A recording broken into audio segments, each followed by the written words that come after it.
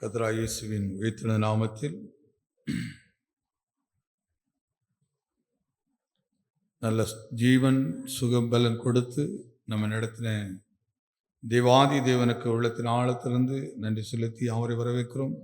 இந்த காலையில் நாம் தியானத்துக்காக எடுத்துக்கொண்ட வேத பகுதி பழைய ஏற்பாடின் புஸ்தகத்தில் லேவியராம் புஸ்தகம்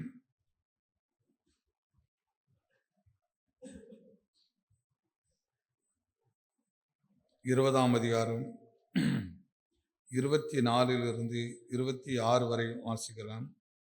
லேவியராகமம் 20ஆம் அதிகாரம் 24 - 26 வசனங்களை வாசிக்கலாம். நீங்கள் அவர்கள் தேசத்தை சுதந்தரிப்பீர்கள் என்று உங்களோடே சொன்னேன். பால் தேன் ஓடுகிற அந்த தேசத்தை உங்களுக்கு சுதந்திரமாக கொடுத்தேன். உங்களை மற்ற ஜனங்களை விட்டு பிரித்தெடுத்த உங்கள் தேவனாகிய கர்த்தர் நானே. ஆகையால் சுத்தமான மிருகங்களுக்கும் அசுத்தமான மிருகங்களுக்கும் சுத்தமான பறவைகளுக்கும் அசுத்தமான பறவைகளுக்கும் நீங்கள் வித்தியாசம் பண்ணி நான் உங்களுக்கு தீட்டான என்று சொல்லி விளக்கின மிருகங்களிலும் பறவைகள் ஆகினோம் கரையிலே ஊறுகிற யாவொரு பிராணிகள் ஆகினோம் உங்களை அருவருக்காதிருப்பீர்களாக. கர்த்தராகிய நான் பரிசுத்தராய் இருக்கிறபடியால் நீங்களும் எனக்கிட்ட பரிசுத்தவான்களாய் இருப்பீர்களாக. நல்ல பிதாவை ஸ்தோத்திரிக்கிறோம். இந்த நாள் காலையில் எங்களை நடத்தி செல்வதற்கும் எங்களை பலப்படுத்துவதற்கும் எங்களுக்கு முன்பாக இருக்கிற எதிரான வல்லமைகளை மேற்கொள்வதற்கும் பரிசுத்த ஆவியானவர் வசனங்களினால் எங்களை பலப்படுத்துவாராக. வசனங்களினாலே எங்களை உயிர்ப்பிப்பாராக. கர்த்தருடைய நாமம் இந்த இடத்துல மையப்படுவதாக. எங்கள் ஒவ்வொருவருக்கும் தேவையான நல் வார்த்தைகளை என் ஆண்டவரின் கொடுத்து நடத்த வேண்டும் என்று இயேசுவின் நாமத்தை செபிக்கிறோம். ஜீவ நல்ல பிதாவே, ஆமென். வாசித்த இந்த வேத பகுதியில் 24வது வசனத்தை நாம் எல்லாரும் சேர்ந்து வாசிப்போம். நீங்கள் அவர்கள் தேசத்தை பாலும் தேன் ஓடுகிற அந்த தேசத்தை உங்களுக்கு சுதந்திரம் கொடுப்பேன். நீங்கள் மற்ற ஜனங்களை விட்டு பிரித்தெடுத்து உங்கள் தேவனாய கர்த்தர் நானே. உங்களுக்கு சுதந்திரமாய் கொடுப்பேன். உங்களை மற்ற ஜனங்களை விட்டு பிரித்தெடுத்த உங்கள் தேவனாகிய கர்த்தர் நானே.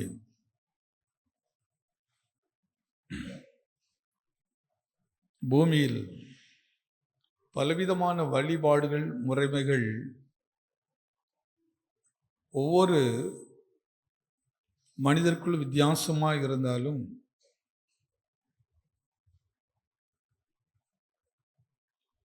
நமக்கு ஒரு மேன்மையான ஒரு காரியம் கிடைத்திருப்பதை குறித்து நாம் நன்றி சொல்ல முடியும். நாம் ஒரு கதையை நம்பி ஆராதிக்கிறது இல்லை, அல்லது ஏதோ ஒரு விஷயத்தை கற்பனை பண்ணி நம்ம ஆராதிக்கிறது இல்லை, அல்லது மற்றவர் செய்கிறார்கள் அதை பார்த்தும் நாம் செய்கிறது இல்லை.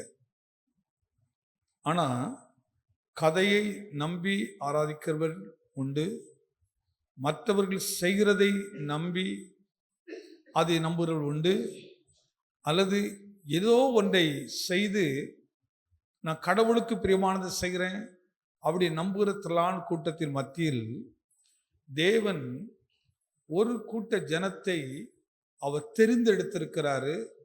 அந்த தெரிந்தெடுத்திருக்கிற அந்த ஸ்லாக்கியம் நமக்கு கிடைத்ததை குறித்து நான் உள்ளத்தின் ஆழத்தில் நன்றி செலுத்த முடியும். கவனித்து பாருங்கள். ஒவ்வொரு மனிதனும் சொல்வார்கள், ஒரு வீட்டை எடுத்துக்கொண்டால் ஒரு வீட்டுக்கு பல தெய்வங்கள் உண்டு. பல இடத்தை சொல்வார்கள், இங்கே ஒரு தேவன் இருக்கிறார், இங்கே ஒரு தேவன் இருக்கிறார், இங்கே ஒரு தேவன் இருக்கிறார் என்று சொல்வார்கள். ஆனால் நாம் இன்றைக்காவது அப்படிப்பட்ட ஒரு வார்த்தையை பயன்படுத்துகிறோமா?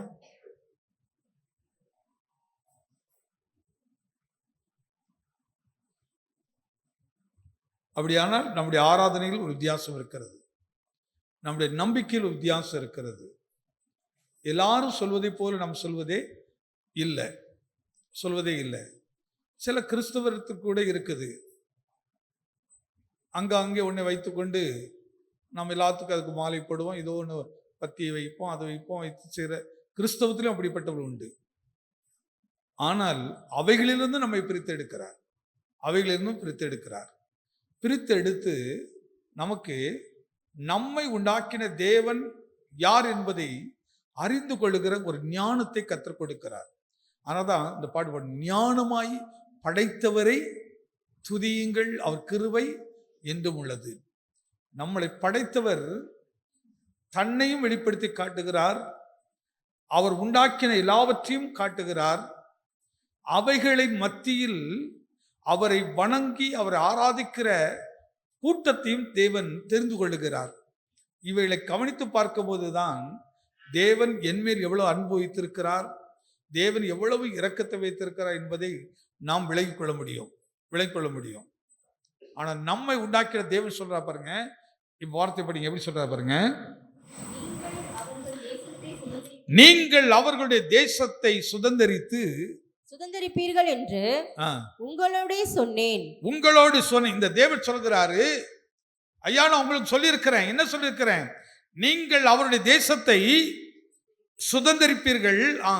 பாலும் தேனும் ஓடுகிற அந்த பாலும் தேனும் ஓடுகிற அந்த தேசத்தை உங்களுக்கு சுதந்திரமாக கொடுப்பேன்.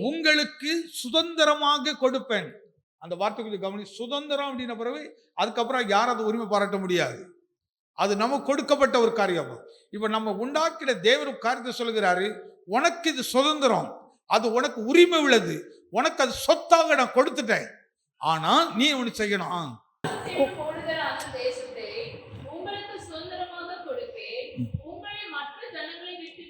அங்க சொல்ல பாருங்க, உங்களை மற்ற ஜனங்களிலிருந்து பிரித்து எடுத்து உங்கள் தேவனாகிய கர்த்தர், அந்த வார்த்தை ரொம்ப ஹைலைட்டாக, உங்களை பிரித்தெடுத்த உங்கள் தேவனாகிய கர்த்தர் நானேங்கிறாரு. அதனால்தான் இந்த கூட்டத்தோடு கோய்ந்தா போடுறது இல்லை, கூட்டத்தோடு கோய்ந்த கர்த்தர் சொல்லிட்டு போறது இல்லை. என்ன உண்டாக்கிற கடவுள், என்ன உருவாக்கிற தேவன் எனக்கு வாக்குப்படி நான் ஒரு தேசத்தை அவனுக்கு தருவேன், அந்த தேசம் சுதந்திரமானது, அந்த தேசத்துல பாலும் தேனும் ஓடும், அவ்வளவு அருமையான தேசம், பாலும் தேனுமாகிய இன்பமான தேசம், அது ருசி உள்ள தேசம், அது மகிமை உள்ள தேசம். அந்த தேசத்தை உனக்கு நான் சுதந்திரமா கொடுக்கிற மாத்திரம் இல்லை, உனக்கு நான் யாராக இருப்பேன்? தேவனாக இருப்பேன். அதுக்கு தான் உன்னை பிரித்தெடுக்கிறேன் அப்படிங்கிறாரு. பிரித்தெடுக்கிறேன். இதை குறித்து இன்னொரு வார்த்தை படிப்போம். என்னாம் புஸ்தகம் 23ஆம் அதிகாரம் 9ஆம் வசனத்தை எடுத்துக்கொள்ளலாம். கண்மலை உச்சியில் இருந்து நான் அவனை கண்டு குன்றுகளில் இருந்து அவனை பார்த்து அந்த ஜனங்கள் ஜாதிகளோட கலவாமல் தனியே வாசமாய் இருப்பார்கள். எப்படி இருப்பார்களாம்? மீண்டும் வார்த்தை சொல்லுங்க. அந்த ஜனங்கள், எந்த ஜனங்கள்? இப்ப நம்ம பார்த்து காலை பேசுறாரு, நம்ம உண்டாக்கிறவரை காலை நம்ம பார்த்து இருக்கிறார், அவர் என்னை பார்த்து பேசுகிறார். அந்த ஜனங்கள் ஜாதிகளோட கலவாமல் தனியே வாசமாய் இருப்பார்கள். தனியே வாசமா, இதெல்லாம் சாதாரண ஒரு வார்த்தை கிடையாதுங்க. இது வானத்தையும் பூமியையும் உண்டாக்கின, சுதந்திரமாய் கொடுப்பேன் என்று வாக்குப்படின அந்த தேவன் அவர் சொல்கிற ஒரு காரியம், அந்த தேசத்துல ஒன்ன ஜாதிகளோடு ஒரு ஜாதியா வைக்கிற விரும்பல, ஜாதிகளோடு ஜாதியா பேச வைக்கல, இந்த ஜாதிகளில் ஒரு அடையாளமா நான் உன்னை வைக்கல, இந்த தேசத்துல நான் உன்னை ஒரு பிரித்தெடுக்கப்பட்டவர்களாய் வைத்திருக்கிறேன். இதுதான் என் மனதில் இருக்கிற நோக்கம், இதுதான் நம்ம உண்டாக்கின கடவுளுடைய மனதில் இருக்க எதிர்பார்ப்புகள். அதனால்தான் இந்த 10ல் 11 அல்லது 100ல் 1 1000ல் 1 அப்படிலாம் கிடையவே கிடையாது. இது எதையோடு கலந்திருக்காது. இந்த கூட்டம், இந்த தேவ ஜனங்கள், அவர் எல்லா பகுதியிலும் ஒரு பிரித்தெடுக்கப்பட்ட ஒரு அழகான ஒரு ஜீவியத்தை செய்கிறவர்கள். எல்லாரும் அவரை நோக்கி பார்க்கிறவர்களாக இருப்பார்கள். எல்லாரும் அவரிடத்திலிருந்து ஏதோ ஒன்றை கற்றுக்கொள்ள விரும்புவார்கள். அவரிடத்திலிருந்து ஏதோ படிக்க விரும்புவார்கள். நாம் இந்த உலகத்துக்கு பாடத்தை கற்றுக் கொடுக்கிறவர்கள். நாம் இந்த பூமிக்கு ஒழுக்கத்தை கற்றுக் கொடுக்கிறவர்கள். நாம் இந்த உலகத்துக்கு அன்பு நான் எப்படி என்று வெளிப்படுத்தி காட்டுகிறவர்கள். நாம் ஒன்றை உருவாக்குகிறவர்கள். நாம் எதையும் அழிக்கிறவர்கள் கிடையாது. நம்மை தேவன் உருவாக்கி, நான் எப்படி ஒன்ன உருவாக்கினேனோ அதே போல இந்த பூமியில் நீ அநேகரை உருவாக்க வேண்டும், அநேகரை சிருஷ்டிக்க வேண்டும். ஆனால் அவர் சிருஷ்டி கர்த்தர் என்று வேதம் சொல்லுகிறது. அவர் ஒரு மனிதனை, ஒரு பிரித்தெடுக்கப்பட்டிருக்க கூட்டத்தை கர்த்தர் ஏதோ ஒரு நோக்கத்துக்கு அல்ல, எத்தனை பேர் இருந்தாலும் ஒரு சிலரை தான் ஒரு வேலைக்காக கர்த்தர் உருவாக்குறாரு. எல்லாரையும் உருவாக்குறாரா? எல்லாரையும் உருவாக்குறாரா? திடீர்னு ஒரு ஃபேக்டரி நடந்துகிட்டே இருக்குது. திடீர்னு அதில் ஒரு செக்ஷன் இந்த செயல்பட மாட்டேங்குது. ஒரு ஃபேக்ட்ரினா ஒன்று மட்டும் இருக்காது. இப்போ சாதாரண நான் போட்டிருக்க ஒரு ட்ரெஸ்ஸை செய்கிறாங்க, அதுக்கு எத்தனை செக்ஷன் இருக்குது தெரியுமா? அப்படியே துணி வராது. அதை நூலாக மாற்றுகிற ஒரு செக்ஷன் இருக்குது. அதை பக்குவப்படுத்தி அதை தனித்தனியாக பிரித்தெடுக்கிற ஒரு செக்ஷன் இருக்குது. அதற்கு பின்பு அவைகளை நெய்கிற ஒரு இடம் இருக்கிறது. அதை நெய்த பிறகு அந்த துணிக்கு சில ஃபார்முலா இருக்கு, அதெல்லாம் செய்கிறதுக்கு ஒரு இடம் இருக்குது. அதற்கு பின்பு அவைகளை சரியாக மடித்து அதை ஒரு இடத்துக்கு கொண்டு போகிறார்கள். அங்கே இருந்து கடைக்கு வருகிறது, அங்கே இருந்து நம்முடைய கையில் வருகிறது, நம்மிடத்திலிருந்து ஒரு டெய்லர் இடத்துல போகிறது. இப்போ டெய்லர்லாம் வேண்டாம், நேரடியாக கடையில் போய் அப்படியே வாங்கி அப்படி போட்டுடலாம். ஆனால் அந்த பிரச்சனை முதல்ல முடிஞ்சிருது. ஆனால் அது நடக்குது. இப்படி இருக்கிறது. இப்படியெல்லாம் ஒரு சாதாரண ஒரு துணியை செய்வதற்கு கூட எத்தனையோ இருக்கிறது. நம் வயிறில் வைத்திருக்கிற பேப்பரை பயன்படுத்துவதற்கு எத்தனையோ இருக்கிறது. ஒவ்வொரு பொருட்களுக்கும் பலவிதமான விஷயம் இருக்குது. அப்படி உருவாக்கி தான் அதை நாம் பயன்படுத்துகிறோம். ஆனால் தேவன் இன்னைக்கு பாருங்க, தேவனுடைய வருகைக்கு ஆயத்தமுள்ள ஒரு சபையை எதிர்பார்க்கிறாரு. ஆயத்தமுள்ள ஒரு ஊழியத்தை கர்த்தர் எதிர்பார்க்கிறாரு. ஆயத்தமுள்ள ஒரு ஜனக்கூட்டத்தை எதிர்பார்க்கிறார். பிரித்தெடுத்தவர்களாக இவங்க எந்த ஜாதியவர்களுக்கு புத்தி சொல்லக்கூடாது, எந்த ஜாதியவர்களுக்கு ஆலோசனை கொடுக்க கூடாது, எந்த ஜாதியத்தை இது கற்றுக்கொள்ளக்கூடாது, எந்த ஜாதியோடு இது போய் கலந்திருக்க கூடாது. நான் பிரித்தெடுக்கப்படுகிறேன். ரொம்ப சரியா சொல்லணும்னா, ஒரு தேவனுடைய பிள்ளைக்கு இந்த உலகத்தில் இருக்கிற ஒரு மனிதர் கூட ஆலோசனை கொடுக்க கூடாது. ஒரு மனுஷன் இடத்துல போய் ஆலோசனை கேட்கக்கூடாது. ஒரு தேவனுடைய பிள்ளை, அவனுக்கு ஆலோசனை கர்த்தர் என்று ஒரு தேவன் இருக்கிறார். அவனை உண்டாக்கினவரே ஆலோசனை கர்த்தர் தான். அவனை உருவாக்கும் போதே அவனுடைய சிந்தைகளை கர்த்தர் ஆலோசனை கொடுத்து அனுப்புறாரு. அதனால உருவாக்கி நம்ம அனுப்புறாரு. அதான் வேத சொல்லுப்பார்கள், நீ தாயின் கருவில் உருவாதற்கு முன்பாகவே என் கண்கள் உன்னை கண்டது. என் கண் அப்பொழுது உன்னை கண்டுச்சுது. உன்னை எதுக்காக உருவாக்கிட்டு இருக்கிறேன்? நீ என்ன கூட்டமாய் மாறப்போகிறாய்? உன்னுடைய சிந்தையில இந்த எண்ணத்தை வைக்கிறேன், உன்னுடைய மனதில் இந்த எண்ணத்தை வைக்கிறேன். நீ அநேகருக்கு போதிக்கணும், நீ அநேகருக்கு ஆலோசனை கொடுக்கணும், நீ அநேகரை உருவாக்கணும். நான் உன்னை உருவாக்குகிறேன், நீ அநேகரை உன்னை போல மாற்ற வேண்டும். ஆனா இன்னைக்கு சபை அப்படி இல்லை.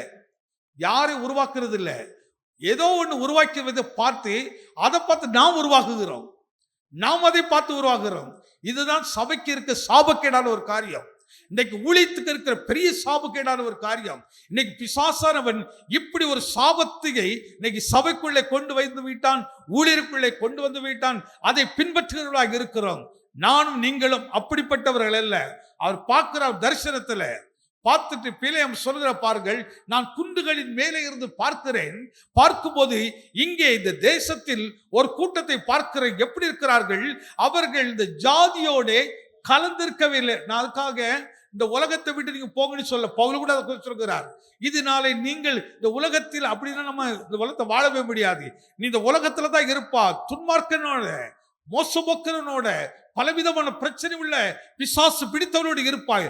ஆனால் அவர்கள் மத்தியிலே நீ இருந்து கொண்டு அவர்களை மாற்றுபடி அவர் ஒன்ன மாற்றக்கூடாது. இன்னைக்கு நல்ல கண்ணுக்குட்டி கூட பன்னி மாதிரி மாறிடுது. கண்டுக்குட்டி கூட பன்னி கூட போய் சேர்ந்துச்சுன்னா என்னதான் மாறும்? இதைத்தான் போய் திங்கும். கடவுள் ஒண்ணு நல்ல நோக்கத்தை உருவாக்கினாரு, நல்ல சிஸ்டத்தோடு கொடுத்தாரு. நீ இப்படி அநேகரை உருவாக்கணும். நீ உருவாக்க வேண்டிய இருக்க இடத்துல நீ போய் ஒரு பண்ணிக்கிட்ட போய் சேர்ந்து அதுக்கு பிள்ளையா மாறி, நான் பண்ணின்னு சொல்ல சத்ருவை சொல்றேன், சத்துருடைய குணத்தை சொல்லுகிறேன். கெட்டு போன ஆத்துமா கூட சேர்ந்து, விழுந்து போன ஆத்துமா கூட சேர்ந்து அதை கற்று அதை பழகி நீ எப்படி மாறிவிட்டாய்? சேற்றுக்குள் வாழ்கிற வாழ்க்கையை மாறிவிட்டாய். ஆனா குன்றுல இருந்து பார்க்கிறாரு ஒரு தேவ மனுஷன். அந்த விஷயத்தை கவனிங்க. இங்க பார்க்கிறது பீலேயாம பார்க்கலங்க, பீலேயாமுக்குள் இருந்து தேவன் பார்த்து அவர் காட்டுறாரு. பீலேயாமை பாரு, அது யாரு? இந்த வார்த்தை மீண்டும் படிங்க பாருங்க. கண்மலையின் உச்சியில் இருந்து நான் அவர்களை கண்டு குன்றுகளில் இருந்து அவனை பார்க்கிறேன். குன்றுகளில் அவரை பார்த்து அந்த ஜனங்கள் ஜாதிகளோட கலவாமல் கரங்களை தட்டி ஆமீன் சொல்லுங்களேன். இன்றைக்கு தேவன் குன்றுகளில் இருந்து சென்ட் ஜான் சர்ச்சை பார்க்கும்போது, நம்மை கவனித்து பார்க்கும்போது, அவருடைய பார்க்கிறவர்களுக்கு நம்மை எப்படி வெளிப்படுத்தி காட்டுகிறோம்? ஒவ்வொரு தேவ மனுஷனுக்குள்ளும் தேவன் பார்க்கிறார். ஒரு ஊழியக்காரர் பார்க்கிறது இல்லைங்க, அவளுக்குள்ளது தேவன் பார்த்து காட்டுகிறாரு. பார்ப்பா, அந்த குடும்பத்தை பாரு, எவ்வளவு மோசமா இருக்குது, எப்படி அவர்கள் மாம்சத்தில் விழுந்து கிடக்கிறார்கள், எப்படி மாம்சத்தின் போய் அடிமையா இருக்கிறார்கள் என்று பார்த்துதான் அவர் சபைக்கு போதிக்கிறார். அதனாலதான் சபைக்கு போதனை அவசியம். ஆனா அந்த உலக போதனை வெறுக்கும், பிரசங்கத்தை விரும்புவோம், பிரசங்கத்தை ரொம்ப விரும்புவோம். பிரசங்கம் என்பது அது உலகத்துக்குரிய அநேக மோட்டிவ் குறித்து பேசுவோம். ஆனா உபதேசங்கிறது அப்படி இல்லை, அது பர்டிகுலர் பாயிண்டாக சொல்லும். இது தவறு என்று சொல்லும், இது சரியில்லை என்று சொல்லும். இப்போ யாராவது ஒருத்தர் பார்த்துட்டு இது நீங்க பண்ணது சரியில்லைன்னு சொன்னா எப்படி இருக்கும்? ரொம்ப சந்தோஷப்படுறவங்க மட்டும் கரங்களை தட்டி ஆமாம் சொல்லுங்க. காலையில் ஆண்டு சொல்றாரு, நீ அந்நிய ஜாதியோட கலந்திருக்கிறாய் என்று பர்டிகுலர் ஒரு வார்த்தை நம்ம நேரம் வருது.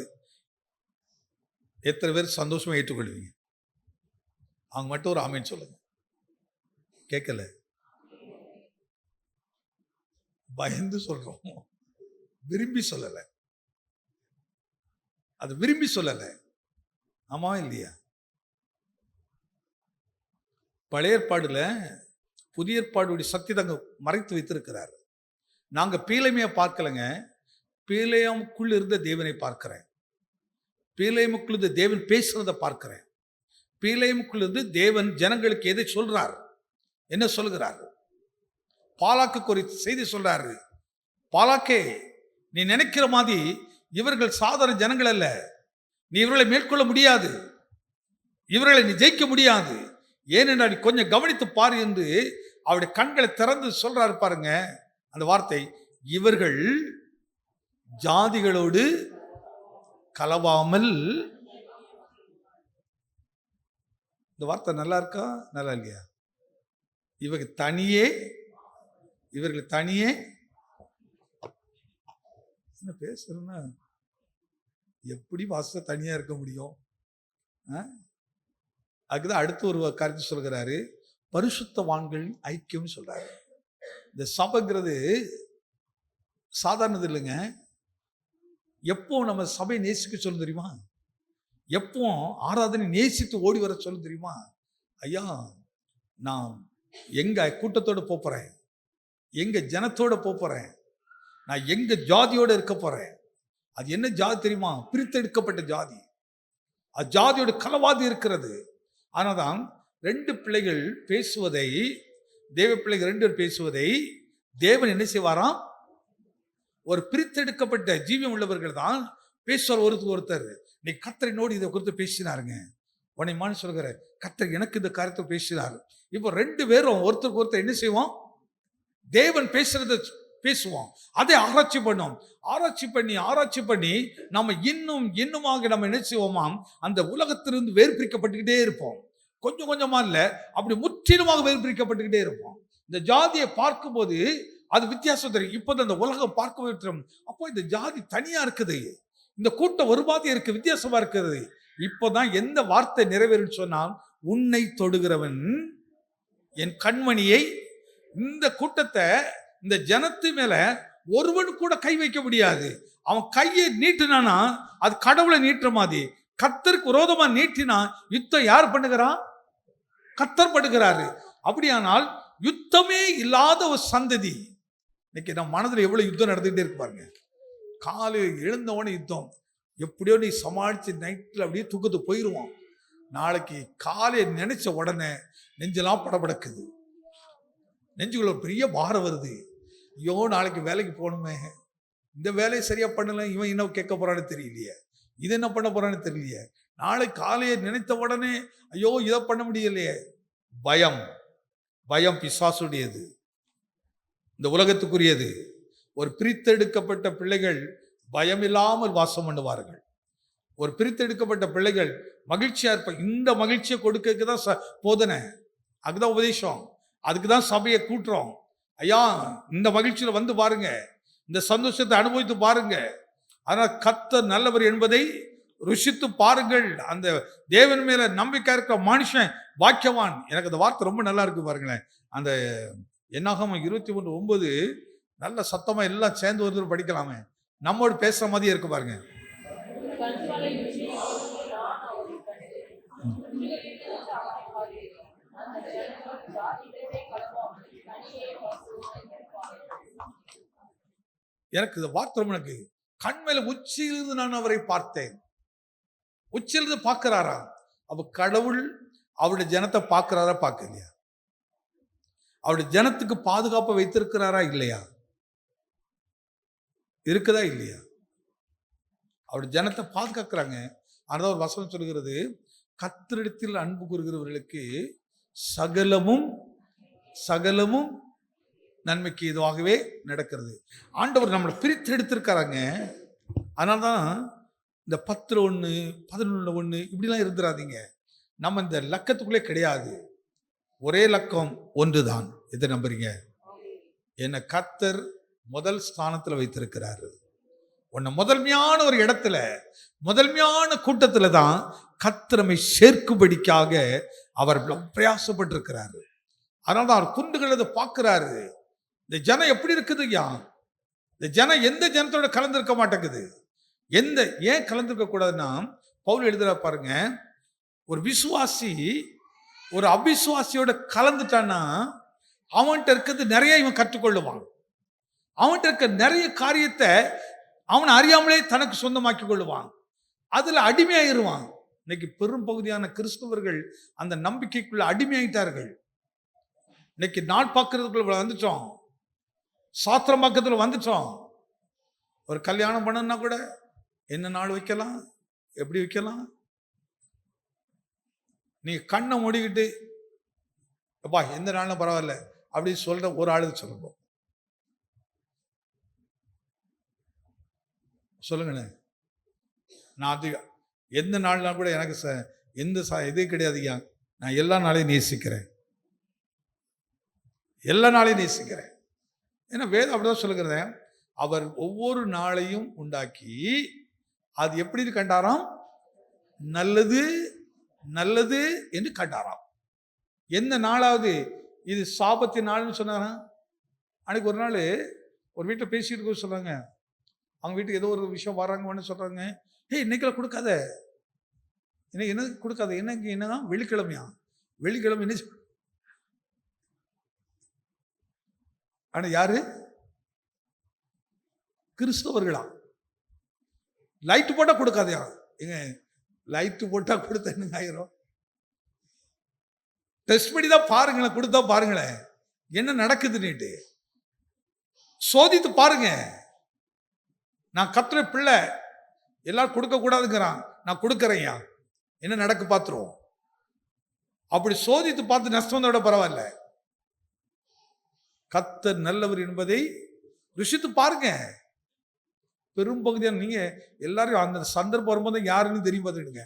அதுவரை எல்லாமே நல்ல மான்மா தான் தெரியும், எல்லாம் ரொம்ப நல்ல ஆன்மா தான் தெரியும். ஆனா ஒரு சரியான சந்தர்ப்பம் கிடைக்கும் போதுதான் அவர்கள் யாரு என்ன சொல்லி ஆமீன்தானா? நான் உண்மையா சொல்ற விஷயங்க, நான் பிராக்டிக்கல் தான் பேசுறது, எனக்கு கதை பேசுறது இல்லை, எங்கேயோ நடந்தில்ல சொல்றது இல்லை, அனுபவத்தோடு உள்ள விஷயங்களை வெள்ளிக்கிழமை கொடுக்க கூடாதான். இப்போ வெள்ளிக்கிழமை என்ன செய்யலாம், வாங்கலாமா. ஆனா என்ன செய்யக்கூடாது, அவன் ஏதாவது சாபத்தை கூட கொடுக்க போற, வாங்கிறாதீங்க அப்படின்னு நினைக்கிறாங்க. ஐயா நான் வெள்ளிக்கிழமை கூட கொடுப்பையா, கொடுங்கள் உங்களுக்கு கொடுக்கப்படும். வெள்ளிக்கிழமை திடீர்னு நம்ம மருத்துவ வந்துச்சுது, கொடுப்பீங்களா கொடுக்க மாட்டீங்களா? அப்போ சாத்திரம் எங்க இது என்ன ஆயிருது? அப்போ எப்படி கொடுக்கறதுக்கு எப்படி இது? ஐயோ என் பிள்ளைக்கு ஐயோ அப்போ கொடுக்க சொல்றது பாருங்க. அப்போ சாத்திரல. அப்போ எவ்வளோ ஒரு மனுஷன் சொல்றது நம்புறோம். இப்படிதான் வணக்கங்கள் நிறைய இருக்குது. இப்படி நமக்கு மட்டும்தான் பாருங்க, உண்டாக்கிற தேவனும் நானும் தான். அவர் எனக்கு சொல்றாரு, நீ ஜாதியோட கலந்திருக்காத, அவங்ககிட்ட எதை கற்றுக்கொள்ளாத, நான் கற்றுக் கொடுக்கிறதை அதை பின்பற்ற கூட்டத்தோடு சேரு, அதை தேடு. அப்படிப்பட்ட ஃபெல்லோஷிப் எங்க இருக்கு? அப்படிப்பட்ட அதனாலதான் இப்போ நம்ம பிள்ளைகளை காலேஜில் படிக்க வைக்கிறோம். இப்பெல்லாம் இப்படி இருக்குதுன்னு தெரியல. முன்னாடி கிராமங்கள்ல இருந்து காலேஜ் போன உடனே அனுப்புற உடனே அந்த பிள்ளைக்கு என்ன சொல்லுவாங்க, ஏமா அங்கே பிரேசல் இதான் இருக்காது. முதல்ல எதை போய் பார்க்க சொல்லுவாங்க, யாரா பிரேசல் இருக்குதா? நீ நிறைய பார்த்தீங்கன்னா காலேஜ் லைஃப்ல நிறைய வாலிப பிள்ளைகள் ரசிக்கப்பட்டிருக்கிறாங்க. நிறைய பிள்ளைகள் இந்த காலேஜ் லைஃப்ல தான் மாற்றம் அடைந்தாங்க. தகப்பனை தாயை விட்டுட்டு அந்த தூர இடத்துல போய் படிக்க போவாங்க. படிக்க போகும்போது சபை ஒளி சொல்லிக் கொடுப்பாரு. ஏமா நீங்க போகும்போது அந்த காலேஜில் எப்படியாவது அங்கே யாராவது ஒரு பிரேசர் வச்சிருப்பாங்க, நீ அவங்கள போய் தேடு, அவங்கள மேலே கண்டுபிடிச்சு அவங்கள்ட்ட போய் உட்காந்துக்க அப்படி சொல்லிருப்பாங்க. இன்னைக்கு நம்ம அப்படி சொல்லி கொடுக்கறது இல்லை. எங்க பணக்காரன் இருக்கிறான், எவன் இருக்கிறான், ஆட்டக்காரிகள் எங்க இருக்கிறான், அவளை போய் பாரு, அவங்கள்ட்ட போய் உட்காந்துக்க. அங்க போய் சேர்ந்தா எப்படி இருக்கும்? ஆனா எப்படிப்பட்ட நபர்களாக இருந்தாலும் அன்னைக்கு இப்படிதான் சொல்லிக் கொடுப்பாங்க. என்ன ஜான், அந்த அனுபவம் உள்ளவங்க மட்டும் ஒரு கை தூராமன்னு சொல்லுங்க. அதை கேட்டவங்க மட்டும் நல்ல கை வச்சுருக்காங்க. என்ன டீச்சர், எங்க ஊர்ல எல்லாம் அப்படிதான் சொல்லி கொடுத்தாங்க. எங்க அக்கா பெங்களூர் படிக்க போன டீச்சருங்க. அப்போ இங்க சார் ஆல்பர்ட் சார், அவங்க உடனே அனுப்பும்போது அவர் சொன்ன விஷயம் இன்னைக்கு கால இருக்கு. பஸ்ஸில் போகாதீங்க, ட்ரெயினில் போங்க. நான் சொல்றது, பஸ்ஸில் திடீர்னு டயர் கலந்து பார்த்துக்கிடுங்க, அதனால ட்ரெயினில் கூப்பிட்டு போங்க அப்படி சொல்லிட்டு. எங்கள் அக்கா பேர் பரிமளம், நீ என்னமா செய்யணும், அங்கே போன உடனே அங்கே யாரு கிறிஸ்தவ பிள்ளைன்னு பாருங்க. கிறிஸ்தவ பிள்ளைங்க மட்டுமே இருக்கக்கூடாது, அவங்க ப்ரேயர் செல்ல இருக்காங்களான்னு பாரு, கேளு. அப்போ உங்க இதில் என்ன கூட யார்கிட்ட ஏதாவது ஒரு இருப்பாங்க, அவங்களோட முதல்ல பேர் ஐக்கியத்தை வச்சுக்க. இப்படி சொல்லி கொடுத்ததை நிறைய பார்த்துருக்கிறேன். இன்னைக்கு நம்ம பிள்ளைகளுக்கு அப்படி சொல்லி கொடுக்குறோமா? தூர தேசத்துக்கு கூட பிள்ளை போவாங்க, தூர தேசத்துக்கு, அங்கெல்லாம் இப்படிதான் பிள்ளைகள் இப்படிதான் பெற்று எடுப்பாங்க. எது கொடுக்குறாங்க கொடுக்கலையோ ஒரு பைபிள் எடுத்து கொடுப்பாங்க. இன்னைக்கு நம்ம பேக் பண்றதெல்லாம் எதுதான் நிறைய பேக் பண்ணுவோம். அவங்க மேக்கப் பெட்டி ஒரு பெட்டி நிறைச்சிருது. அதுக்கப்புறம் அது திங்கிறது இது திங்கிறது இதெல்லாம் இங்கே கிடைக்கிது, எல்லாமே கிடைக்குது. ஒன்றும் சுமக்க வேண்டிய அவசியமே இல்லை. எல்லா தேசத்துலையும் எல்லாம் கிடைக்குது, அப்படி இருக்குது. ஆனால் இன்னைக்கு கையில் ஒரு பைபிளை கொடுத்துறோமா, யாராவது அனுப்புகிறோமா?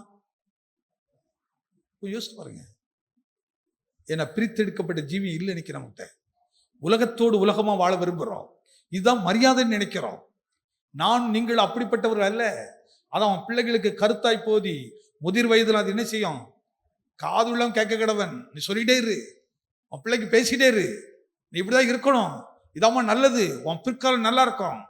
அப்படி கற்றவர்கள் தான் இன்னைக்கு பெரிய பெரிய இடத்துல இருக்கிறாங்க, உயர்ந்த இடத்துல இருக்கிறாங்க. சாதாரண கார்பரேட் ஸ்கூல்ல தான் படிச்சிருப்பாங்க. நம்ம சில நேரத்தில் நினைக்கிறோம், இப்படி ஸ்கூல்ல படிச்சாதான் அப்படி, இப்படி ஸ்கூல்லாம் படிச்சா அப்படி. அதெல்லாம் நம்ம மூட நம்பிக்கை, அவ்வளவுதான். இது ஒரு மூட நம்பிக்கை. உடனே சொல்லுவாங்க, ஜாஸ்தி சொல்லுவான், உங்க பிள்ளைகள் பின்னாடி பேசுறதுக்கு அப்படிலாம் யோசிக்கும். எதுக்கு கர்த்தர் நமக்கு படிப்பு கொடுத்துருக்கிறாரு, நீ வீட்டில் வச்சு பிள்ளைகள் பேசு. படிக்கிறதுக்கு நீ ஏன் கொண்டு அப்படி லட்சம் பணத்தோட வீணா செலவு பண்ணிட்டோம், ஏன் பண்ணணும்? யோசிச்சு பாருங்க. அப்புறம் ஏன் கடன்காரெல்லாம் மாறுறோம், பெரிய உபத்திரத்தில் மாற்றுகிறோம். வேத சொல்லுங்க, நான் சொல்ல, அவனவன் சுய இச்சையினாலே சிக்குண்டான். சுய இச்சை, சுய ஆசை. அவங்கள மாதிரி இவங்கள மாதிரி. நான் விளையாட்டு சொல்லுங்க, ஒரு ஃபேமிலியில் ஒரு நாள் சொன்னாங்க, அவன் சொன்ன ஒரு விஷயம் சொன்னான். அவங்க உறவினர் ஒருத்தர் சொல்கிறாங்க, ஏம்மா நீ இப்போ தான் வளர்ந்து வர்றான், உன் பையனை இந்த ஸ்கூலில் சேருன்னு ஒரு ஸ்கூல் பேரை சொல்லி இங்கே சேரு அப்படின்னு சொல்கிறாங்க. உடனே அந்த தாயிடத்துலேருந்து வந்த வார்த்தை என்ன தெரியுமா? இன்னாருடைய பொண்ணு அங்கே தான் படிக்குது, அந்த ஸ்கூலில் போய் என் பையன் படிக்கணுமா? அப்புறம் போன பிறகு கேட்டேன், அது யார் அப்படின்னு. வேற ஒன்றும் இல்லை, அவங்க வீட்டில் வேலைச்சா சர்வெண்ட்டுடைய பிள்ளைங்க படிக்கிறான். அவ சர்வெண்ட் படிக்கிற இடத்துல யார் படிக்க கூடாது? சார் நான் தேவனாம்மா, கத்தரை அடைச்சி வச்சிருக்கிறாரு, கத்தரை திறக்கணும். எதுக்கு நான் உபாசித்து ஜெபம் பண்றது? எதுக்கு காத்திர ஜெபம் பண்றது? ஆண்டவரை என்னுடைய அக்கிரமத்தை மன்னிச்சிடும். என் அக்கிரமம்னா இப்படி நினைக்கிறது கூட பாவம் பாருங்க. இன்னைக்கு கூட நினைத்து பார்க்க அந்த எண்ணத்தை, அவங்க சொன்ன வார்த்தைய, இன்னார் படிக்கிற இடத்துலயா அவ எவ்வளவு மனதில் என்ன இருக்கு பாருங்க, இருக்கு பாருங்க. ஆனா அந்த பிள்ளைங்களாம் படிச்சு இன்னைக்கு கிட்ட லேக்ஸை சம்பாதிக்குது அந்த வீட்டு வேலையில் செய்த பிள்ளை. ஆனா இந்த பையன் இன்னை வரைக்கும் வேதனை. இவன் தாய் தகப்பட பாத்திர கடிக்கிறான். உங்களால் என் வாழ்க்கையை போச்சுது, எதிர்காலமே போயிச்சது. நீங்க தானே இப்படி பண்ணினீங்க, இப்படி பண்ணினீங்க, இதை செய்தீங்க அப்படின்ட்டு. நீ நன்மை நினைப்பா தீமையை மாறிடும். ஆனா கர்த்தர் நன்மையானதை செய்வாருங்க. அதுதான் பிரித்து எடுத்திருக்கிறாரு. இந்த ஜாதி எதோட கலந்திருக்காது, அவங்கள பார்த்து இவங்கள பார்த்து பார்க்காது. இது ஆண்டோட ஆலோசனைப்பட்டதை கேட்கும். ஆண்டவரை நீர் என்ன சொல்லுகிறீரோ, எதை செய்கிறீரோ அதனை செய்ய நான் முழுவதும் ஒப்பு கொடுக்கிறேன். நம்ம எந்த விஷயமா இருந்தாலும் தேவனுடைய ஆலோசனைப்படியே நடத்துங்க. கர்த்தர் உன்னை வாளாக்காமல் தலையாக்குவார் சொல்கிற ஜாதிகளோடு எரிச்சியாது. எனக்கு அந்த வார்த்தை ரொம்ப பிடிச்சிருக்கும். அதனால நம்ம மற்றவங்களை பார்த்துட்டு அவங்க நம்மளது கற்றுக்கொள்ளணுமே தவிர அவங்களிடத்துல நம்ம எதையும் நினைச்சக்கூடாது, நம்ம கற்றுக்கொள்ளக்கூடாது. அது எவ்வளவு பெரிய அதுக்காக இந்த ஊரை விட்டு ஓட சொல்லல. நம்ம அவர்கள் மத்தியில் தான் வாசம் பண்ணுவோம், அவர் கூட வாழுவோம், அவரோடு தான் பேசுவோம். ஆனா அவர்கள் நம்மை பார்க்கும்போது இது ஜாதியோடு கலந்திருக்காதியா. இவங்க நம்ம இடத்துக்கு எதை கற்றுக்கொள்ள மாட்டாங்க, நம்ம கொடுத்த எதையும் வாங்க மாட்டார்கள். அவர்கள் தனி ஒரு குடும்பம், தனி நிலைமை. இதை குறித்து இன்னொரு வார்த்தை கட்டுற பாருங்க, வாசிக்கலாம். உபாந்த புஸ்தகம் 33ஆம் அதிகாரம் 28வது வசனம். நான் இதை லைட்டா சொல்லிட்டு அடுத்த வருஷம் ரிப்பீட் அப்படி முடிச்சிடுறேன். இஸ்ரவேல் சுகமாய் தனித்து வாசம் பண்ணுவான். யாக்கோபின் ஊற்றானது, யாக்கோபினுடைய ஊற்றானது தானியமும் திராட்சை ரசமும் உள்ள, தானியமும் திராட்சை ரசமும் உள்ள தேசத்திலே இருக்கும். தேசத்திலே இருக்கும். அவருடைய வானமும் பனியை அவனுடைய வானமும். எனக்கு இந்த வார்த்தை எப்படி இருக்கு? அப்போ பொதுவா வானம்னு ஒண்ணு இருக்குது. ஆனா இங்க என்ன சொல்லுகிறது? அவனுடைய வானம். எல்லாத்தையும் சொல்லுமா, அது என்னுடைய வானம். எதை நம்புறீங்க? அது என்னுடைய பூமி, அது என்னுடைய தேசம், அது என்னுடைய தோட்டம், அது என்னுடையது, அது எனக்கு பலனை கொடுக்கும். அது எப்படி என்னுடைய? அது என்னை உண்டாக்க தேவன் அது எனக்கென்று கொடுத்த தேசங்க. அதெல்லாம் முதல்ல படிச்சோம். அது எனக்கென்று கொடுத்த தேசம், உன் தேசம், உன் குடும்பம், உன் சபை, அது உனக்கு கொடுத்த ஊழியம். அந்த ஊழியத்தை எப்படி செய்கிறாய்? அந்த உனக்கு கொடுக்கிற தோட்டத்தை எப்படி காக்கிறாய்? கர்த்தர் கொடுத்த குடும்பம் என்கிற தோட்டத்தை எப்படி வச்சிருக்கிறீங்க? எவ்வளவு மகிமையா வச்சிருக்கிறீங்க? எவ்வளவு கனமா வச்சிருக்கிறீங்க? அதை உங்களுக்கு கொடுத்த சபையை நீங்க எப்படி வச்சிருக்கிறீங்க? நான் பொதுவாக சபையை சொல்லும் போது கூட எப்படி யோசிப்பேன்னா, ஒவ்வொருவர்களும் அப்படி பார்க்கும்போது ஒரு தூசி இருந்தா கூட ஐயோ அப்படின்னு பார்த்த உடனே என்ன செய்யணும்? நம்ம ஆட்கள் அப்படிலாம் செய்ய மாட்டோம்.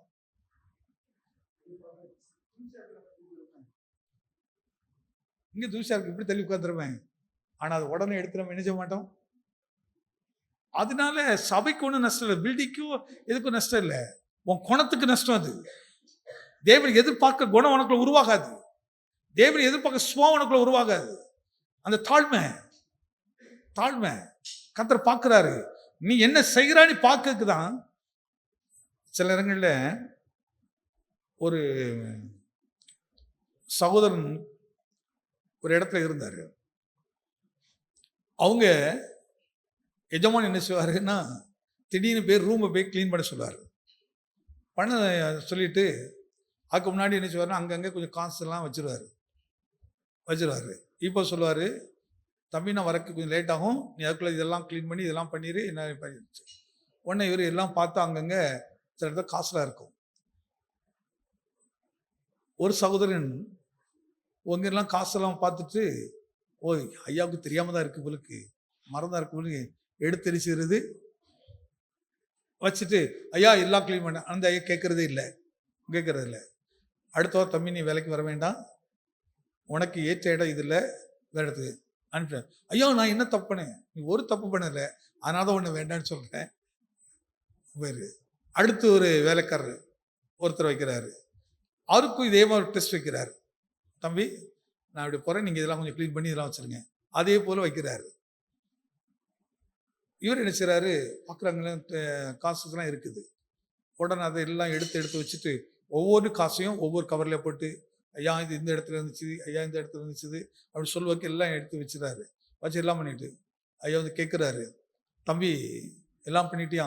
அவன் எல்லாம் பண்ணிட்டேன் ஐயா, நீங்கள் மறந்து போய் இந்த புக்கில் விழுகுச்சுதியா, இந்த உங்கள் பேண்ட் பாக்கெட்டில் விழுகுச்சுது, இதில் விழுகுச்சுதியா, நான் எடுத்து எல்லாம் தனித்தனியாக வச்சிருக்கிறேன்யா அப்படின்னு கொடுக்குறாரு. ஒரு டெஸ்ட் உள்ள வைக்கிறாரு. இவன் பிரித்தெடுக்கப்பட்டவனா? எல்லாமே கிறிஸ்தவ பையன் தான், தேவனா. ஆனால் இவன் அப்படியே என்ன செய்யறேன், ஐயாவுக்கே தெரியாது அப்படின்ட்டு அப்படியே இவன் என்ன செய்யறான், எடுத்துக்கொள்ளுங்க குணம் மாறி இருக்கான்னு பார்க்குறாரு, டெஸ்ட் வைக்கிறாரு. வாழ்க்கையில் தேவன் நமக்கு அப்பப்போ டெஸ்ட் வைக்கிறாருங்க. இதில் நம்ம ஜெயிக்கணும். அதனால தான் சோதனை சேர்க்கிற மனுஷன் வாக்கியம். நீங்கள் சோதனை நினைக்கிறீங்க, நான் நீங்க சோதனை நினைக்காங்க, என் வாழ்க்கைக்கு வைக்கப்பட்டிருக்கிற ஒரு எக்ஸாம். நான் இதில் பாஸ் பண்ணுவேன், இந்த எக்ஸாமில் நான் ஜெயிப்பேன். நீ பாடத்தில் எழுதுறதுல மார்க்கு கிடைக்கும், ஆனால் வாழ்க்கைகளை நீ ஜெயித்தீங்கன்னா பரலோகம் கிடைக்கும். உங்களுக்கு பரலோக ராஜ்யத்துக்குள்ள போகணும்னு சொன்னா இதை ஜெயிக்கணும். ஒவ்வொரு காரியத்திலையும் ஜெயிக்கணும். உனக்கு உண்டாக்கின ஒரு வானத்தை கர்த்தர் வைத்திருக்கிறார். எனக்கு அந்த வார்த்தை ரொம்ப நல்லா இருக்கு பாருங்க. அந்த வார்த்தை மீண்டும் படிங்க. அவர்களுடைய வானம் பனியை பெய்யும், இஸ்ரவேலே நீ பாக்கியவான், கர்த்தரால் ரட்சிக்கப்பட்ட ஜனமே, கர்த்தரால் ரட்சிக்கப்பட்ட ஜனமே, உனக்கு ஒப்பானவன் யார்? எல்லா கரங்களை தட்டி, ரட்சிக்கப்பட்ட ஜனம் யாருங்க? உனக்கு ஒப்பானவன் யாருமே இல்லைன்னுட்டாரு. உனக்கு ஒப்பானவன் யாருமே இல்லைன்ட்டாரு. இப்ப வானம் திடீர்னு மழையே பெய்யல, பஞ்சம் வருமா வராதா? பஞ்சம் வருமா வராதா? ஆனா எல்லா தேச பஞ்சம் இருந்துச்சு. ஆனா யோசேப்பு இருந்த இடத்துல பஞ்சம் இருந்துச்சுதான், அங்க ஆகார குறைவு இருந்துச்சுதான் இல்ல. ஏன்? இப்ப யோசேப்புக்கு தேசத்தை கத்து கொடுத்துட்டாரு, யோசேப்புக்கு அந்த வானத்தை கொடுத்துட்டாரு, யோசேப்புக்கு அந்த அதிகாரத்தை கொடுத்துட்டாரு. யோசேப்பு இருக்கிற இடம் அது செழிப்பாக இருக்கும். நான் நீங்கள் இருக்கிற இடத்தை கர்த்தர் செழிப்பாக மாற்றுவார். ஏன்னா உனக்காகவே அதை கர்த்தர் வைத்திருக்கிறாரு, நமக்காக கர்த்தர் வைத்திருக்கிறார். அதோட பிரித்தெடுக்கிறாரு. பிரித்தெடுக்கப்பட்ட இடத்துல ஒரு நாளும் அப்பம் தண்ணீர் எதுவுமே குறைப்படாது. அங்க எப்பொழுது எல்லாம் நிறைவானதாக இருக்கும். ஒரே ஒரு வசனத்தை காட்டுறேன் பாருங்க. அப்போஸ்தலரின் புத்தகம் 2ஆம் அதிகாரம் 36 40 வரை வாசிக்கலாம். அப்போஸ்தலரின் புத்தகம் 2ஆம் அதிகாரம் 36 40 வரை. ஆகையினால் நீங்கள் சிலுவையில் அறைந்த இந்த இயேசுவையே தேவன் ஆண்டவரும் கிறிஸ்துவம் ஆக்கினார் என்று இஸ்ரவேல் குடும்பத்தார் யாவரும் நிச்சயமாய் அறிய கடவர்கள் என்றான். இதை அவர்கள் கேட்ட பொழுது இருதயத்திலே குத்தப்பட்டவர்களாகி பேதுருவையும் மற்ற அப்போஸ்தலர்களையும் பார்த்து, சகோதரரே, நாங்கள் என்ன செய்ய வேண்டும் என்றார்கள். பேதுரு அவர்களை நோக்கி, நீங்கள் மனம் திரும்பி ஒவ்வொருவரும் பாவ மன்னிப்புக்கென்று இயேசு கிறிஸ்துவின் நாமத்தினாலே ஞானஸ்நானம் பெற்றுக்கொள்ளுங்கள், அப்பொழுது பரிசுத்த ஆவியின் வரத்தை பெறுவீர்கள். வாக்கு தத்தமானது உங்களுக்கும் உங்கள் பிள்ளைகளுக்கும் நம்முடைய தேவனாகிய கர்த்தர் வரவழைக்கும் தூரத்தில் உள்ள யாவருக்கும் உண்டாயிருக்கிறது என்று சொல்லி இன்னும் அநேக வார்த்தைகளாலும் சாட்சி கூறி, மாறுபாடுள்ள இந்த சந்ததியை விட்டு விலகி உங்களை ரட்சித்துக் கொள்ளுங்கள் என்றும் புத்தி சொன்னான். மாறுபாடுள்ள இந்த சந்ததியை விட்டு நீங்கள் உங்களை விட்டு விலகி உங்களை ரட்சித்துக் கொள்ளுங்கள். வாங்க, உபாகமத்துல என்ன படிச்சோமோ அதே காரியத்தை அப்போஸ்தலர் பவுல் எங்க எடுத்து காட்டுறாரு? இயேசு கிறிஸ்துவின் மரணத்துக்கு பின்பு அவர் பரிசுத்த ஆவியினால் ஜனங்களை நிரப்பி இந்த புதிய ஏற்பாட்டு சபையின் அஸ்திபார நாட்கள்ல அவர் சபைக்கு எழுதுறாரு. என்னை குறித்து எழுதுகிறாருன்னா, மாறுபாடான சந்ததியை விட்டு நீ எப்படி இருக்கணும். அதனாலதாங்க புதிய ஏற்பாட்டு சபை இந்த உலகத்துக்கு ஒத்த வேஷத்தில் இருக்கவே கூடாது. அந்த சாயலை நம்ம கொஞ்சம் கூட காட்டவே கூடாது. அவர்களைப் போல எதையும் நம் பழக்கத்தில் கொண்டு வரக்கூடாது. அந்த உலகத்தினுடைய ஆடல் பாடல்கள் ஆடம்பரங்களை சபைக்குள் அனுமதிக்க கூடாது. ஏன்னா நீங்கள் வேறு பிரிக்கப்பட்டவர்கள், நாம் வேறு பிரிக்கப்பட்டவர்கள். இப்போ இதெல்லாம் சில இடங்களில் விசுவாசிகளுக்கு கடினமாக தெரியும். இந்த உலகத்தில் இப்போ அனுபவிக்காம எப்பவுமே அனுபவிக்க போறீங்க. நீ கத்தரை தேடு, உனக்கு அனுபவிக்கிறதுக்கு எல்லாத்தையும் பலனையும் கற்றுக் கொடுக்கிறவர். எதை நம்புறீங்க?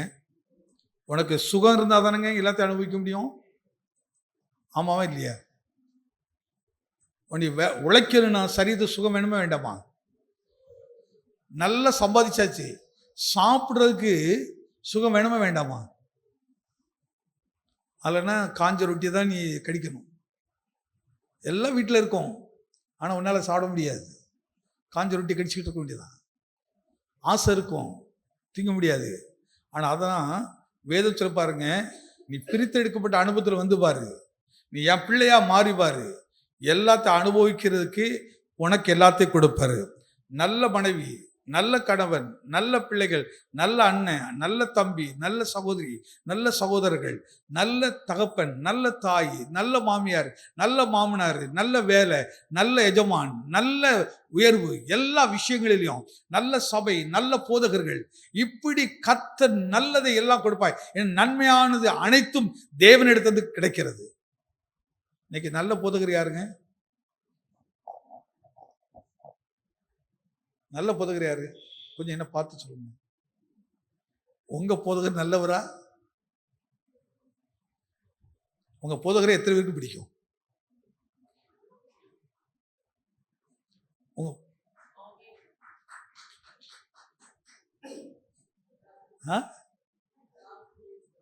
எல்லாருக்கும் நீங்க சொல்ல முடியாதுல்ல.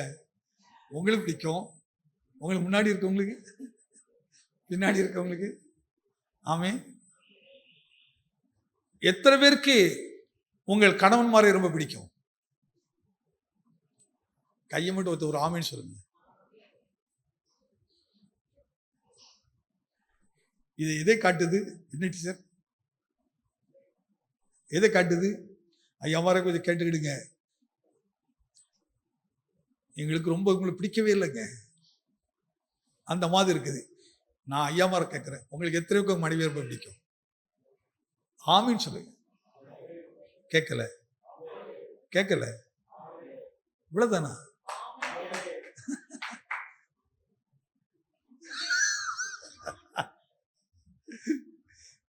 இப்ப சொல்லுங்க, உங்களுக்கு எத்தனை என் கணவன் ரொம்ப பிடிக்கும்? ஒரு ஆமீன்னு சொல்லுங்க. ஆமே. நான் சொல்றேன், அவர் பிடிக்காதது செய்தா கூட உங்களுக்கு பிடிக்கட்டும், உங்களுக்கு பிடிக்கட்டும். இவங்க செய்யறது உங்களுக்கு பிடிக்கலாலும் உங்களுக்கு பிடிக்கட்டும். இப்போ பிடிக்கிறதே செய்து பாருங்க. இதாங்க பிரித்தெடுக்கப்பட்டவர்கள். தேவன் நம்மை பிரித்தெடுத்துக்கார். அப்ப இப்படி கர்த்தர் நன்மையானது வைத்திருக்கிறார். அழகா அந்த பவுல் எழுதுறாரு பாருங்க. அந்த 40ஆம் வசனத்தை மட்டும் வாசிக்கணும். இன்னும் அநேக வார்த்தைகளினாலும் சாட்சி கூறி மாறுபாடுள்ள இந்த சந்ததியை நிறைய விஷயத்தை அவர் போதிச்சுட்டு அவர் சொல்றாரு, இப்படி அநேக சொல்லிட்டு மாறுபாடான இந்த சந்ததி விட்டு நீங்க என்ன செய்யுங்க? விலகி உங்களை ரட்சித்துக் கொள்ளுங்கள் என்றும் புத்தி சொன்னார். அப்ப நீ விலகாம உன்னை ரட்சித்துக் கொள்ளவே முடியாது. விலகாம நினைச்ச முடியாது. அவங்களோட நீ ஒரு ஃபெல்லோஷிப் வச்சுக்கிட்டு நீ நினைச்ச முடியாது, விலகவே முடியாது. அவனை ஒரு நண்பனா வைத்துக்கொண்டு, அதாவது நேசிக்கிறது வேற, நண்பர்களா வைத்துக்கொள்வது வேற. நீங்க நண்பனை வச்சுட்டு உனக்கு ஆலோசனை கொடுப்பான். ஒரு ரீசெண்டா பெரம்பூர்ல ஒரு வீட்டு வேலை நடந்துட்டு இருந்துச்சு. எனக்கு இந்த பில்டிங் கன்ஸ்ட்ரக்ஷன் ரொம்ப இஷ்டம், ரொம்ப பிடிக்கும். அதனால போய் இதெல்லாம் பண்ணிடுவோம். அப்போ அந்த ஓனர் இடத்துல அந்த மேஸ்டர் சொல்றாரு, அந்த ஓனர் சொன்னாரு, ஐயா இப்படி இப்படி போடுங்க, இப்படி படிக்கட்டு இப்படி இருக்கட்டும், அப்படி இப்படி சொல்றாரு. டக்குனு அந்த மேஸ்டர் சொல்றாரு, இல்லையா அப்படி இல்லை, இது இங்க உயர்ந்து இப்படி தாழ்ந்து தான் வரணும், அதனால நீங்க அழகை பார்க்காதீங்க, இப்படி போடுங்க. அப்படி மேசை சொன்னா கரெக்ட் தான், மேசை சொன்னா கரெக்ட் தான். நான் சொன்னேன், அது எப்படி கரெக்டா இருக்கும், அது எப்படியும் அது சரியா இருக்கும். அவ கேட்டேன், மேஸ்திரி நீ சொல்லலாம் கரெக்டு, இப்போ இவங்க வீடு எப்படி இருக்கணும், இப்படி மேடு இப்படி பள்ளம் இருக்கணும், இவன் பக்கத்துல வீட்டை கட்டி மேடாக்கிட்டான், என்ன பண்ணுவீங்க? ஏங்க இதெல்லாம் கற்பனை கதை, அப்படிலாம் கிடையவே கிடையாது. எங்க மேடுக்கோ பள்ளத்துக்கு தண்ணி ஓடும், அப்படி அமைக்கணும், அவ்வளவுதான், வேற விஷயம் இல்லை. நீங்க அதுக்காக நீங்க எப்படி பண்ணினீங்கன்னா அவன் பக்கத்துல ஒருத்தர் அப்படி பண்ணிட்டான், என்ன பண்ணுவீங்க? இல்ல அது காம்பவுண்டுக்கு வெளியே தானே இருக்குது, காம்பவுண்டு உள்ள வெளியெல்லாம் அப்படிலாம் கிடையாதுங்க. பூமி ஒரு அமைப்புல இருக்குது, இப்படி இப்படி இருக்கணும், இப்படி காத்து வர்ற மாதிரி இருங்க, இப்படி இப்படி பண்ணுங்க. இன்னைக்கு இப்படி எல்லாம் மூடத்தனமான நம்பிக்கை பிரித்தெடுக்கப்படவில்லை. ஏன்னா அவன் சிநேகிதன், அவ சொன்ன உடனே இவர் கிடைச்சாரு. நம்ம மேசர் சொன்னா கரெக்டு தான், நம்ம இன்ஜினியர் சொன்னா கரெக்டு தான், நம்ம அக்கா சொன்னா கரெக்டு தான்.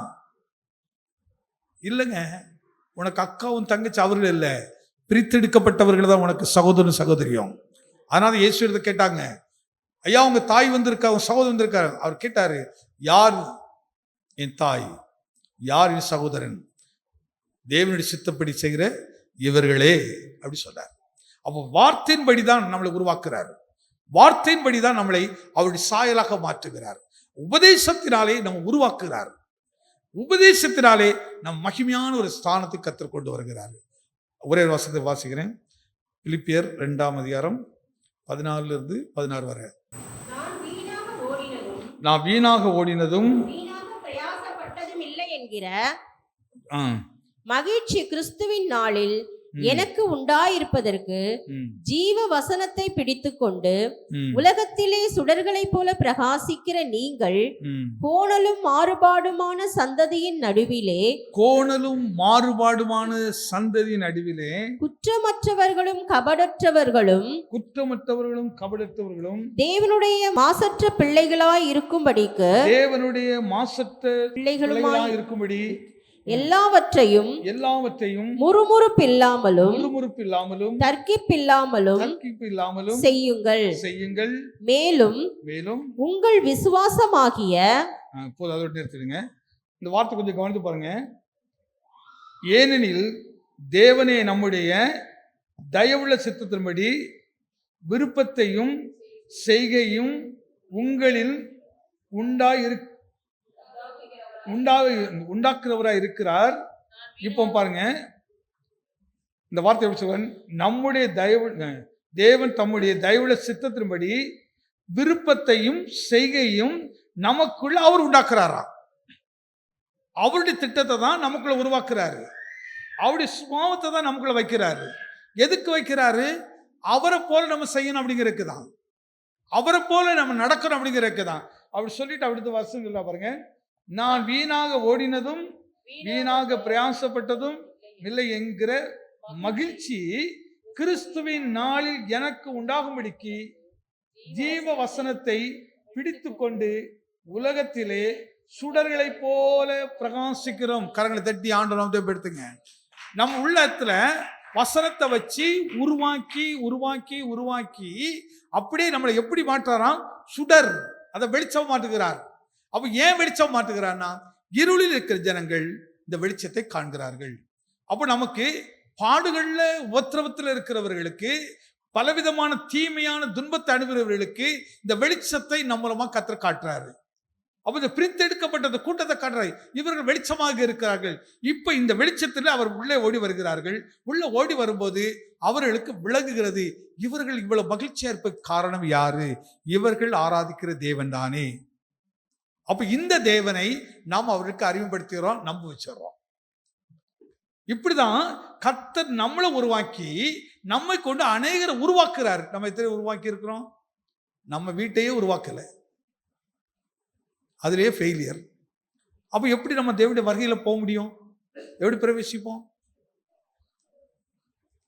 இந்த சுபாவத்தை கர்த்தர் மாற்றணும், இந்த நிலையை கர்த்தர் மாற்றணும்.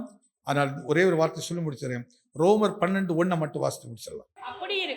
அப்படி இருக்க சகோதரரே, நீங்கள் உங்கள் சரீரங்களை உங்கள் சரீரங்களை பரிசுத்தமும் பரிசுத்தமும் தேவனுக்கு பிரியமுமான தேவனுக்கு பிரியமான ஜீவ பலியாக ஒப்பு கொடுக்க வேண்டும் என்று ம், தேவனுடைய இரக்கங்களை முன்னிட்டு ம், உங்களை வேண்டிக் கொள்ளுகிறேன். ம். இதுவே நீங்கள் செய்யத்தக்க புத்தியுள்ள ஆராதனை. எதுங்க கர்த்தருக்கு ஆராதனை?